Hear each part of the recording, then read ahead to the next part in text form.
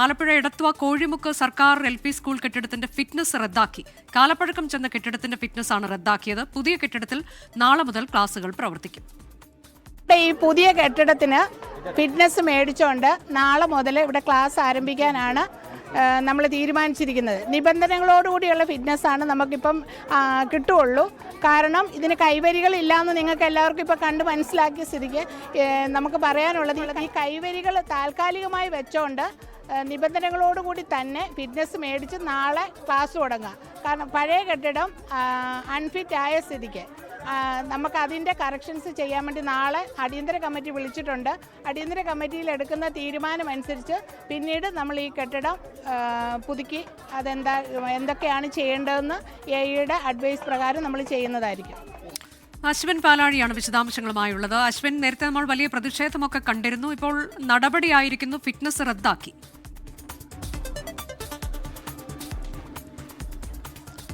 അനുജ, ഈ കോഴിമുക്ക് സർക്കാർ LP സ്കൂളിലാണ് നമ്മളിപ്പോൾ ഉള്ളത്. എനിക്ക് പിന്നിൽ കാണുന്ന ഈ കെട്ടിടത്തിൻ്റെ ഫിറ്റ്നസ്സാണ് ഇന്ന് പഞ്ചായത്ത് എത്തി, അതായത് എടത്വ പഞ്ചായത്ത് അധികൃതരെത്തി റദ്ദാക്കിയത്. അതിൻ്റെ പ്രധാനപ്പെട്ട കാരണം ഇതിൻ്റെ കെട്ടിടത്തിന് മറ്റ് പ്രശ്നങ്ങളില്ല, അതായത് ഇതിൻ്റെ നിലനിൽപ്പിനോ അതിൻ്റെ മറ്റ് കാര്യങ്ങളിലോ ഒന്നും പ്രശ്നമില്ല. പക്ഷേ ഇതിൻ്റെ സീലിംഗ് അല്പം തകർന്നിരിക്കുകയാണ്. അത് കഴിഞ്ഞ ദിവസങ്ങളിൽ അധ്യാപകരും കുട്ടികളുടെ മാതാപിതാക്കളും അടക്കം പരാതിയായി പറയുകയും ചെയ്തിരുന്നു. അതിൻ്റെ അടിസ്ഥാനത്തിലാണ് ഇന്ന് പഞ്ചായത്ത് എഞ്ചിനീയറിംഗ് വിഭാഗം ഈ സ്കൂളിൽ പരിശോധന നടത്തി സീലിംഗിന് പ്രശ്നമുണ്ട്, അതുകൊണ്ട് ഇത് ഫിറ്റാണ് എന്നുള്ള സർട്ടിഫിക്കറ്റ് നൽകാൻ കഴിയില്ല എന്ന കാര്യം കാണിച്ചുകൊണ്ട് അൺഫിറ്റ് സർട്ടിഫിക്കറ്റ് നൽകിയത്.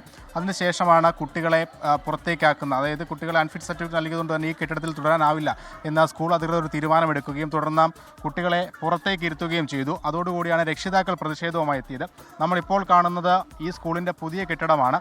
അവിടെ 2 മുറികളാണ്, 2 ക്ലാസ് മുറികളാണ് ഉള്ളത്. ഈ 2 ക്ലാസ് മുറികളിലേക്കാണ് നാളെ ഈ നിലവിൽ 4 ക്ലാസ് മുറികളിൽ പഠിക്കുന്ന കുട്ടികളെ എത്തിക്കാം, അവിടെ ഇരുത്തി ക്ലാസ്സുകൾ നടത്താമെന്നൊരു താൽക്കാലിക ധാരണയിലേക്ക് എത്തിയിരിക്കുന്നു. പക്ഷേ രക്ഷിതാക്കൾ അതിന് തയ്യാറായിട്ടില്ല. 4 ക്ലാസ്സുകളിൽ പഠിക്കുന്ന കുട്ടികളെ എങ്ങനെ 2 ക്ലാസ്സുകളിൽ ഇരുത്തി പഠിപ്പിക്കും എന്നൊരു ചോദ്യമാണ് അവർ ഉന്നയിക്കുന്നത്.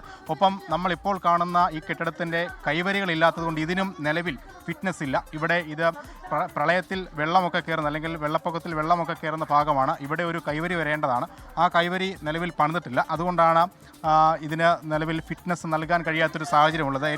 മറ്റൊരു പ്രധാനപ്പെട്ട കാര്യം രക്ഷിതാക്കളൊക്കെ ഉന്നയിക്കുന്നത്, ഈ ഒരു ചെറിയ കെട്ടിടം പണിതതിന് 60 ലക്ഷം രൂപയാണ് ചിലവായിരിക്കുന്നത് എന്നുള്ളത്. 60 ലക്ഷം രൂപയുടെ ഒരു കെട്ടിടമാണ് ഈ 2 മുറികളിൽ, ഒരു ഓഫീസ് റൂമും 2 ക്ലാസ് മുറികളുമായി പണിതിരിക്കുന്നത്. അത് 60 ലക്ഷം രൂപയുടെ മതിപ്പുണ്ടോ എന്നടക്കമുള്ള ആരോപണങ്ങൾ ഇപ്പോൾ ഉയരുന്നുണ്ട്. എന്തായാലും നിലവിൽ ഇങ്ങനെ ഒരു ധാരണയാണ് പഞ്ചായത്ത് രക്ഷിതാക്കൾക്ക് നൽകിയിരിക്കുന്നത്. പക്ഷേ ഈ 2 ക്ലാസ് റൂമുകളിലായി പഠിപ്പിക്കാൻ ആവില്ല എന്നുള്ള ഒരു കാര്യം രക്ഷിതാക്കളും പറയുന്നു. ചർച്ചകൾ ഇപ്പോഴും തുടരുകയാണ്. അങ്ങനെയെങ്കിൽ വരുന്ന ദിവസങ്ങളിൽ ഏത് തരത്തിലേക്ക് ഇപ്പോൾ ഈ അധ്യയനം മുന്നോട്ട് കൊണ്ടുപോകാനാണ് സ്കൂൾ തീരുമാനം? എങ്ങനെയാണ്? ഹെഡ് മാസ്റ്ററുമായി ഒക്കെ നമുക്ക് സംസാരിക്കാൻ കഴിഞ്ഞോ? സ്ഥലപരിമിതിയുടെ പ്രശ്നവും അവിടെ ഉണ്ടോ അശ്വിൻ?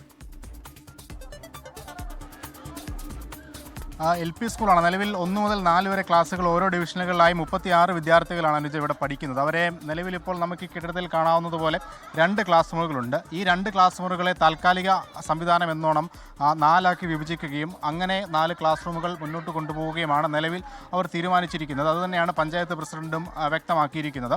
നമുക്ക് ഈ ക്ലാസ് റൂമുകളുടെ വലിപ്പം വേണമെങ്കിൽ ദൃശ്യങ്ങളിൽ കാണിക്കാം. വിദ്യാർത്ഥികളുടെ എണ്ണം വളരെ കുറവാണ്, 36 പേരാണ് ആകെ ഈ ക്ലാസ് റൂമിലുള്ളത്. ഇത് 2 ക്ലാസ് റൂമുകളാക്കി ഈ ഒരു മുറിയെ 2ആക്കാനാണ് നിലവിൽ തീരുമാനം. അതിനെയാണ് ഈ വിദ്യാർത്ഥികളുടെ മാതാപിതാക്കൾ എതിർക്കുന്നത്. അങ്ങനെ നടത്താനാവില്ല എന്നുള്ളതാണ് അവർ പറയുന്നത്. താൽക്കാലികമായൊരു സംവിധാനമല്ല അവർക്ക് വേണ്ടതെന്നും പറയുന്നു. എന്തായാലും നാളെ അധ്യയനം എങ്ങനെ മുന്നോട്ട് പോകും എന്നൊരു ആശങ്ക നിലവിലുണ്ട്. കാരണം ഈ നിലവിൽ മുന്നോട്ട് കൊണ്ടുവന്നിരിക്കുന്ന താൽക്കാലിക ഒത്തുതീർപ്പുകളോട് ഈ രക്ഷിതാക്കൾ സഹകരിക്കാത്തതാണ് നിലവിലെ പ്രശ്നം.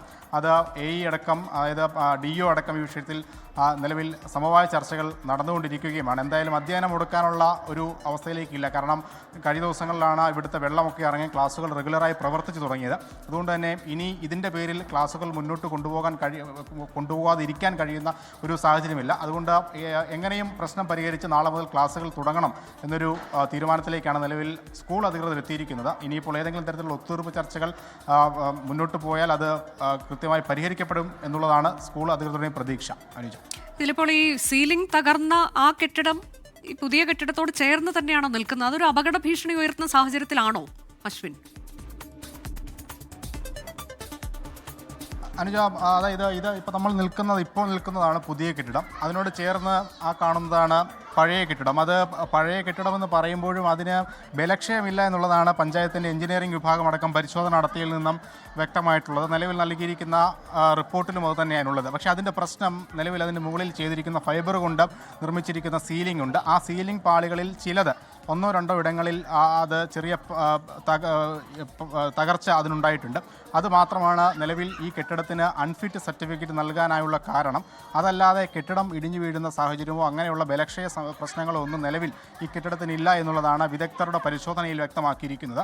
അതുകൂടാതെ ഈ കെട്ടിടത്തിന്, നിലവിലെ പുതിയ കെട്ടിടത്തിന് ഫിറ്റ്നസ് കിട്ടിയിട്ടില്ല. ഇതും ഫിറ്റ്നസ് ഇല്ലാത്ത കെട്ടിടമാണ്.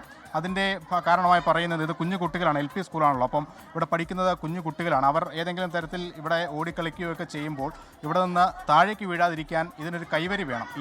ഇതിനോട് ചേർന്നൊരു കൈവരി നിർമ്മിക്കേണ്ടതായുണ്ട്. ആ കൈവരി ഇതുവരെ നിർമ്മിച്ചിട്ടില്ല. അതുകൊണ്ടാണ് ഈ കെട്ടിടത്തിന് നിലവിൽ ഫിറ്റ്നസ് നൽകാത്തത്. എന്തായാലും ഈ താൽക്കാലികമായി നാളെ തന്നെ അല്ലെങ്കിൽ ഇന്ന് തന്നെ താൽക്കാലികമായ ഒരു സംവിധാനം അതിനുവേണ്ടി ചെയ്യുമെന്നുള്ളതാണ് പഞ്ചായത്ത് അധികൃതർ പറയുന്നത്.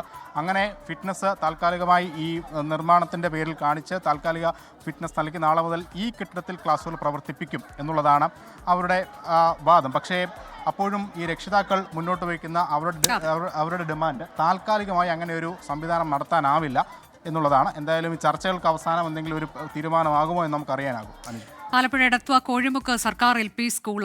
സ്കൂളിന്റെ ദൃശ്യങ്ങളാണ് ഇപ്പോൾ പ്രേക്ഷകർ കാണുന്നത്. കുഞ്ഞുങ്ങൾ പഠിക്കുന്ന സ്കൂളാണ്. അതിന്റെ ഫിറ്റ്നസ് റദ്ദാക്കിയത് സീലിംഗിൽ ചില പ്രശ്നങ്ങളുണ്ട് എന്നുള്ളത് കൊണ്ടാണ് പഞ്ചായത്തിന്റെ ആ നടപടി ഉണ്ടായത്. പുതിയ കെട്ടിടത്തിൽ നാളെ മുതൽ ക്ലാസുകൾ പ്രവർത്തിക്കും. പക്ഷേ അവിടെ കൃത്യമായി സ്ഥലപരിമിതി എന്നുള്ളൊരു പ്രശ്നം രക്ഷിതാക്കൾ ഉന്നയിക്കുന്നുണ്ട്. കൂടാതെ കൈവരിയില്ല, ആ കെട്ടിടത്തിനും ഫിറ്റ്നസ് ഇല്ല. അതൊക്കെ പരിഹരിക്കും എന്നുള്ള ഉറപ്പിന്മേൽ ക്ലാസ് അധ്യയനം നാളെ മുതൽ തുടങ്ങുകയാണ് വീണ്ടും.